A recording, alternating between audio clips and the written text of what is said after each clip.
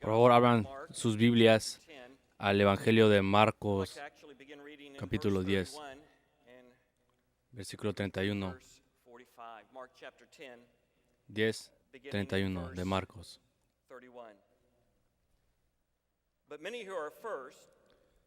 Pero muchos de los primeros serán últimos, y los últimos primeros. Iban de camino subiendo a Jerusalén, y Jesús se les adelantó. Los discípulos estaban asombrados, y los otros que venían detrás tenían miedo. De nuevo tomó aparte a los 12 y comenzó a decirles qué le iba a suceder. Ahora vamos rumbo a Jerusalén, y el Hijo del Hombre será entregado a los jefes de los sacerdotes y a los maestros de la ley. Ellos lo condenarán a muerte y lo entregarán a los gentiles. Se burlarán de él, le escupirán, lo azotarán y lo matarán. Pero a los 3 días resucitará. Se le sacaron Jacobo y Juan, hijos de Zebedeo. Maestro, le dijeron, queremos que nos concedas lo que te vamos a pedir. ¿Qué quieren que haga por ustedes?, le dijo Jesús. Concédenos que en tu glorioso reino uno de nosotros se siente a tu derecha y el otro a tu izquierda. No saben lo que están pidiendo, les replicó Jesús. ¿Pueden acaso beber el trago amargo de la copa que yo bebo o pasar por la prueba del bautismo con el que yo voy a ser probado? Sí podemos. Ustedes beberán de la copa que yo bebo, le respondió Jesús, y pasarán por la prueba del bautismo con el que voy a ser probado. Pero al sentarse a mi derecha o a mi izquierda, no me corresponde a mí concederlo. Eso ya está decidido. Los otros 10, al oír la conversación, se indignaron contra Jacobo y Juan. Así que Jesús los llamó y les dijo, como ustedes saben, los que se consideran jefes de las naciones oprimen a los súbditos y los altos oficiales abusan de su autoridad. Pero entre ustedes no debe ser así. Al contrario, el que quiera hacerse grande entre ustedes deberá ser su servidor. El que quiera ser el primero deberá ser esclavo de todos. Porque ni aun el Hijo del Hombre vino para que le sirvan, sino para servir y para dar su vida en rescate por muchos. Oremos, por favor. Señor, te damos gracias por este pasaje de la Biblia. Que en esos momentos nos dé su Espíritu Santo, Señor. Que nos des ojos para ver, oídos para escuchar, y el Espíritu Santo, la determinación del Espíritu Santo para que podamos aplicar tu palabra y obedecerla en nuestras vidas. En el nombre de Jesús. Amén. En octubre de 1975, mi padre me dio unos boletos para ver la gran pelea de Muhammad Ali y Frazier. Y este era el campeonato de Joe Frazier y Muhammad Ali. La tercera pelea entre estos dos hombres, estos dos guerreros. Si yo hubiera sabido que iba a vivir en Louisville, quizás me hubiera gustado más Muhammad Ali. Pero era un hombre muy arrogante que no me caía bien, aunque yo no era cristiano en ese tiempo. Muchas cosas que decía Muhammad Ali, literalmente antes de esa pelea, que decía que era el mejor, el más grande, el último.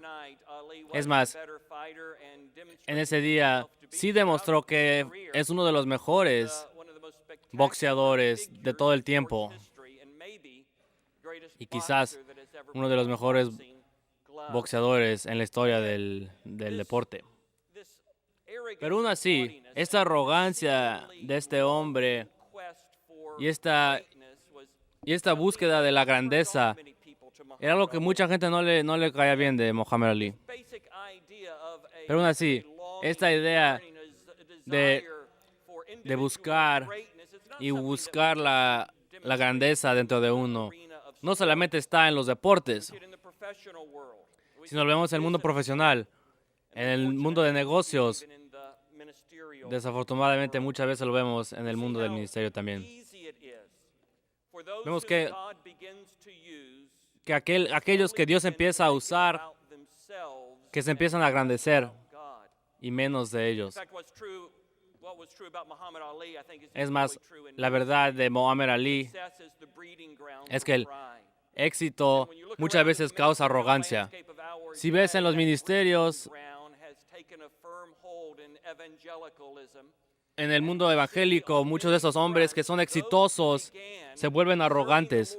Y aquellos que empezaron a servir al Jesucristo en un corazón sincero,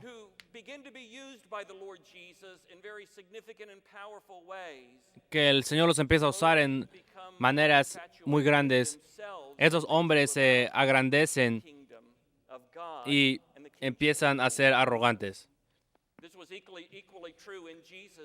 Esto igual en el tiempo de Jesús. Vemos dentro de la vida de los discípulos aún, en el Evangelio de Marcos.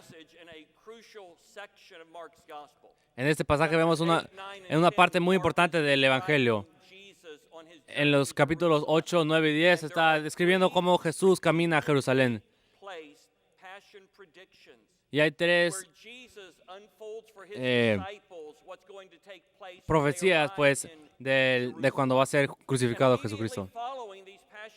Y después de estas predicciones, Jesús les da instrucciones al discipulado. Les enseña cómo deben de ser en el ministerio. Les enseña cómo deben de ser grandes a través de su humildad. Lo interesante es que el pasaje antes de la primera predicción de la pasión es cuando este hombre ciego ha sido sanado. La primera vez que vemos un hombre sanado que es ciego, que era un milagro común dentro del ministerio de Jesucristo.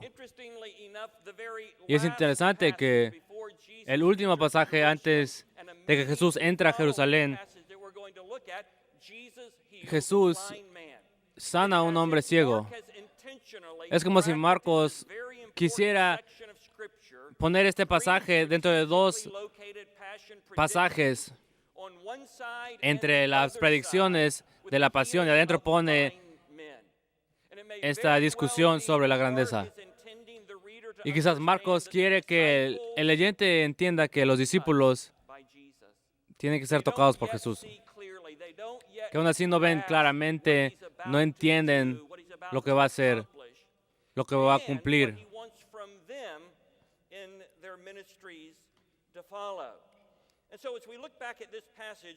Cuando vemos este pasaje, nos damos cuenta que en el versículo 32 a 35 tenemos la tercera pasión, la predicción de la pasión.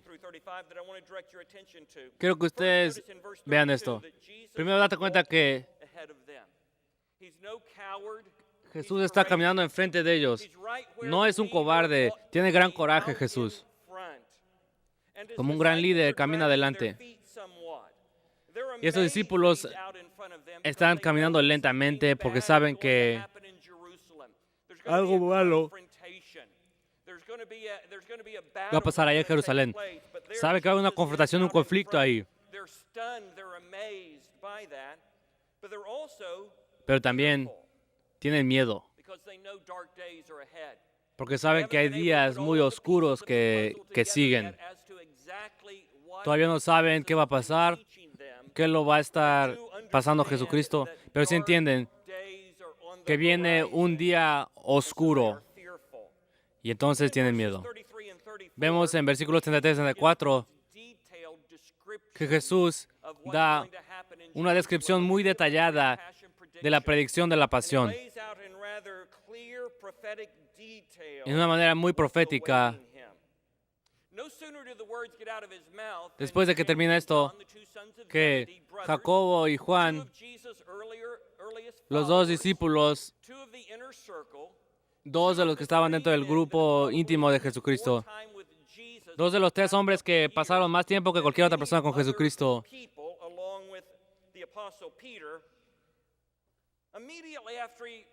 inmediatamente después de esa profecía que lo van a matar, lo van a crucificar,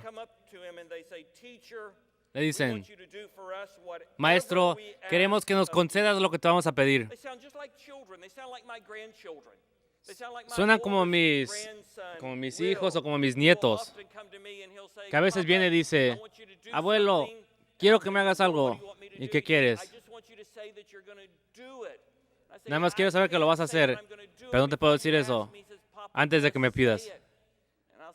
Dice, abuelo, solamente dime, a ver qué quieres. Déjame jugar Angry Birds. ¿Qué dice tu mamá?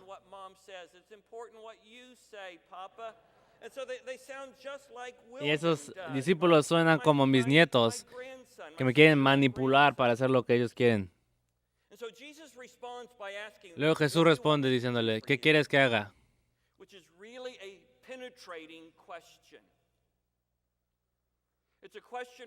Es una gran pregunta que debemos de tomar pausa. ¿Qué quieres? Lo que queremos que Jesús haga para nosotros. Si vamos a examinar nuestras oraciones, ¿qué queremos lo que Dios haga?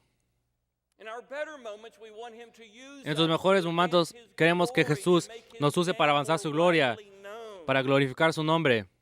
Pero en nuestros momentos de pecado,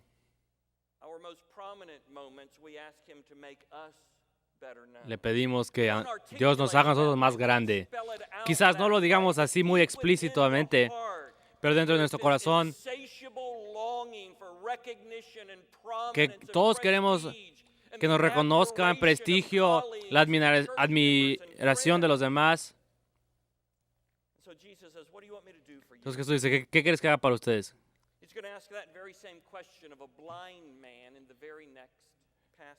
Luego en el próximo pasaje le va a decir lo mismo Jesús a este hombre ciego. ¿Qué quieres que haga? Con este ciego, Jesús le dice, ¿qué quieres que haga por ti? Rabí, yo quiero ver, le dice. Jacobo y Juan saben exactamente lo que quieren. Y completamente han entendido incorrectamente lo que Jesús está enseñando. Lo que significa ser usado por Dios en el reino. Entonces dice el versículo 37. Concédenos que en tu glorioso reino uno de nosotros se siente a tu derecha y a tu izquierda. Cuando lleguemos a tu gloria, en tu reino, en tu gloria, en tu trono, danos esos lugares de prestigio y prominencia. Es lo que nosotros queremos. Pues veamos a Marcos 15 brevemente. En Marcos 15, 27 vemos que Marcos está describiendo la crucifixión de Jesucristo. Que aquí dice el rey de los judíos. Crucificaron también con él dos ladrones, uno a la derecha y uno a su izquierda.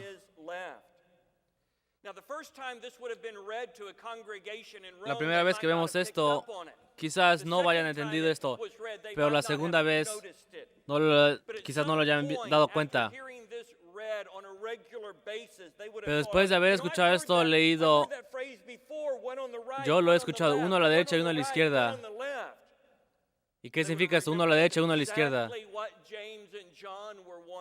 Que lo que Jacobo y Juan querían, y el lugar de prestigio y la prominencia, es muy diferente de lo que nosotros trabajamos. En Marcos, el lugar de gloria es en el sacrificio y en la muerte para dejar la vida de uno para el Rey Jesús. Pero ellos quieren prestigio y prominencia, uno a la derecha y uno a la izquierda. Jesús les dice, ¿no sabes lo que me estás pidiendo? Y dicen, sí, lo sé. ¿Tú puedes tomar el juicio y el bautismo con el que yo voy a ser bautizado? Le dicen, sí, claro que sí. Jesús está diciendo que le van a dar persecución, muerte. Ellos piensan que le está diciendo de recognición y de confianza y de amigos. Y Jesús les dice,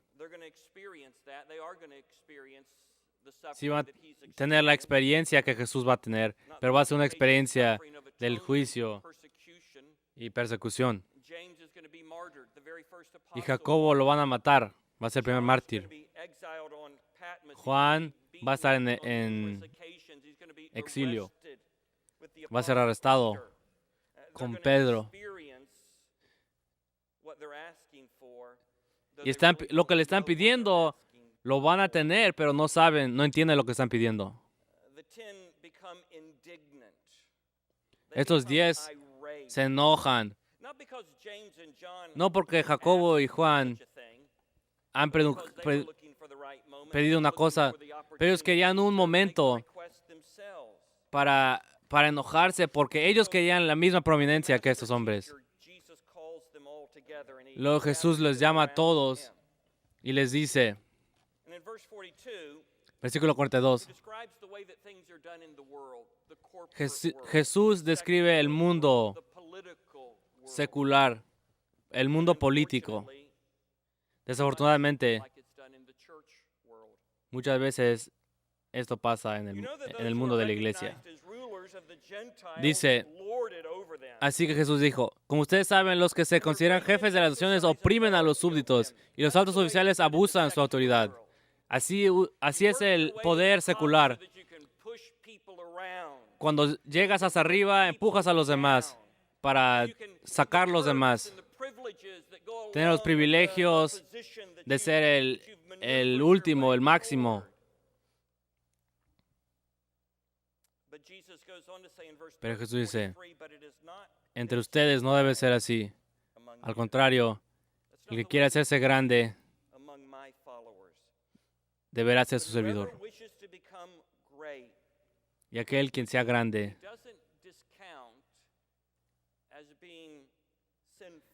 pero Jesús nos dice que la grandeza es algo lleno de pecado.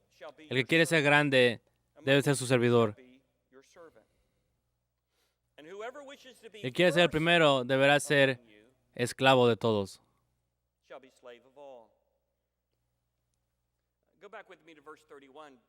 Vea el versículo 31.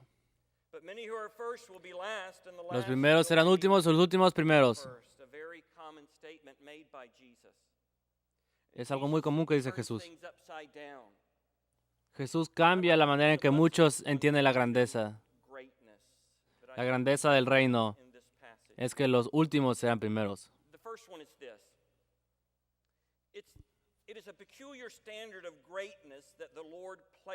El que es grande entre los discípulos es muy peculiar, porque su estándar es muy diferente.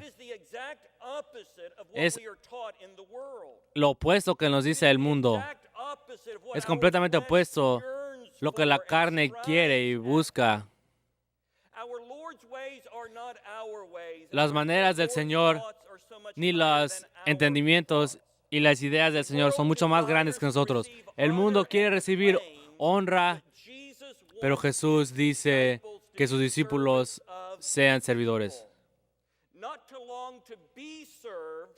No para que otros los sirvan a ellos, sino para servir a los demás. Es muy peculiar este estándar de Jesús, completamente diferente de que lo vemos en la iglesia o en el mundo. Y tampoco lo vemos en el mundo secular. La segunda cosa que quiero que ustedes se den cuenta es que ese deseo de la prominencia está en los corazones mejores. Hasta los que buscan grandeza muchas veces aman al Señor. Han abandonado familia, amigos, muchos de estos discípulos que cuando siguieron a Jesús lo querían seguir a Jerusalén. Querían dar sus vidas por Él. Ellos amaban al Señor Jesucristo. Eran hombres buenos, discípulos. Y aún así, dentro de sus corazones, tiene ese deseo para la grandeza. El tercer punto es Tenemos que crucificar la carne si queremos seguir el ejemplo del Señor de servicio. Si esta gran añoranza reside en el corazón de los humanos, vive en el corazón de los discípulos de Jesús, quienes amaron a Jesús más, nosotros tenemos que crucificar la carne. Tenemos que verlo tal y como es. Tenemos que reconocerlo tal y como es. Un deseo de usurpar el lugar y el papel de un servidor, un deseo de manipular,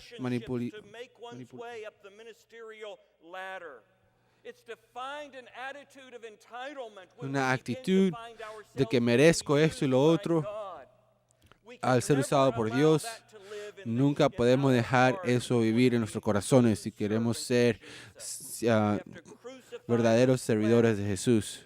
Tenemos que crucificar la carne con este deseo de prominencia personal y reconocimiento.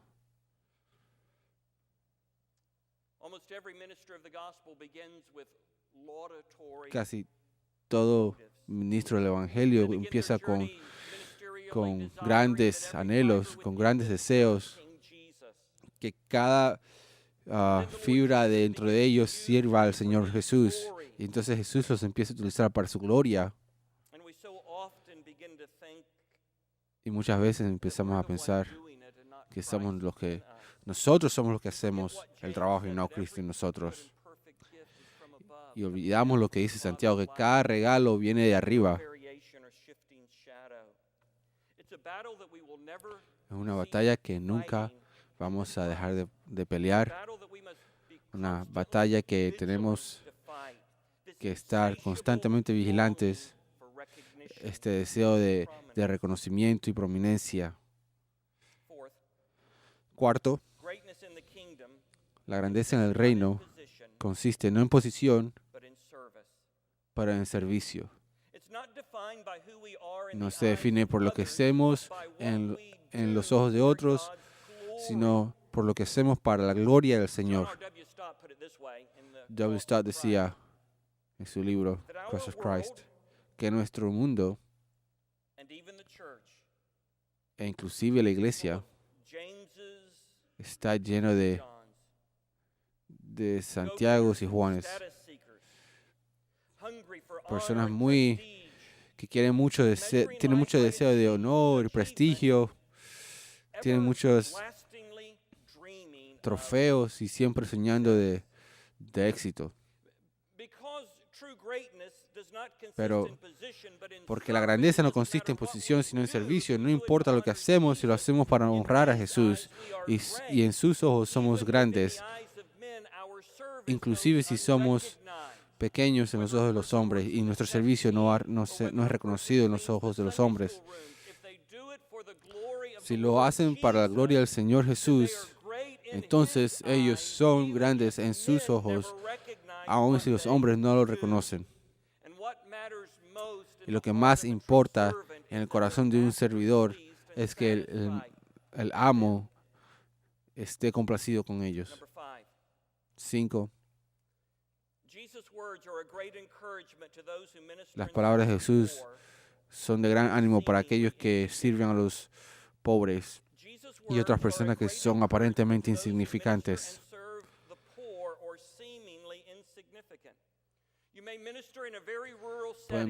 Pueden ministrar en un ambiente rural y el ministerio puede ser tan pequeño que hay tan poco crecimiento, pero oras por aquellos quienes Dios te ha dado y predicas fielmente y ministras a sus necesidades y los amas y los cargas y nunca recibes reconocimiento, nunca eres apuntado para una gran posición, pero en el reino de Dios estás en una gran posición, estás en un gran lugar en los ojos de Dios.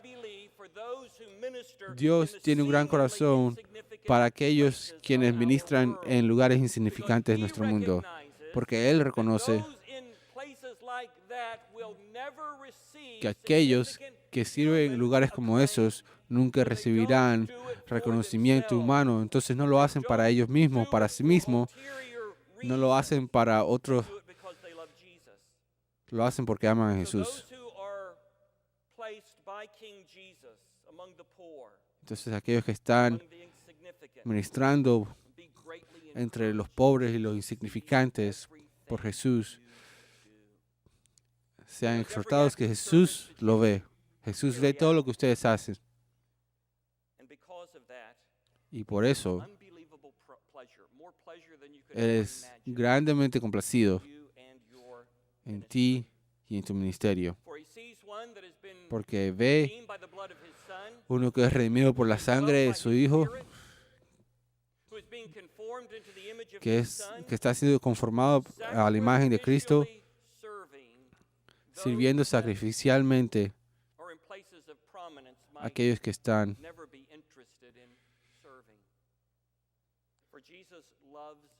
Jesús ama a los pobres y vino a ministrar y servir al pobre. Entonces, la primera palabra que Jesús predica en el Evangelio de Lucas es sobre su preocupación por el pobre. Finalmente, para finalizar, nunca ha habido un gran ejemplo del primero que es último, sino en la vida de Jesús. No ha habido una persona en la tierra que ha demostrado verdadera grandeza al servir humildemente como Cristo Jesús. Nadie puede decir que Él no ha sido el servidor de todos. Nadie puede decir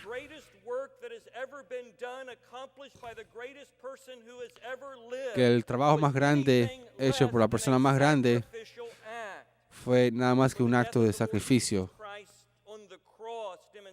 La muerte de Jesús en la cruz nos muestra la imagen perfecta de lo que la verdadera grandeza es. Y entonces en el versículo 45 vemos,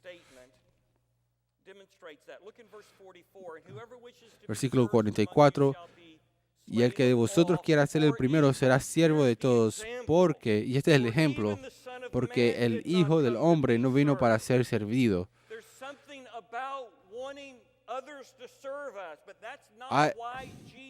Hay algo,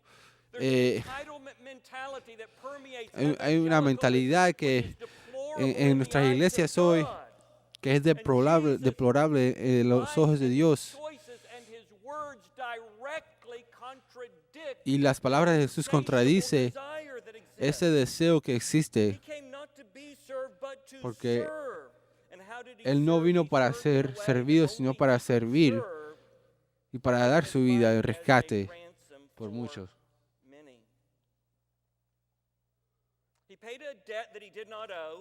Pagó una deuda que no debía. Murió una muerte que no debía morir. Murió por pecadores, murió por ti y por mí. Su muerte no era un accidente, no fue un acto de un mártir. Fue un acto de sacrificio para los pecadores. Y nos dijo claramente que nosotros no podemos salvarnos.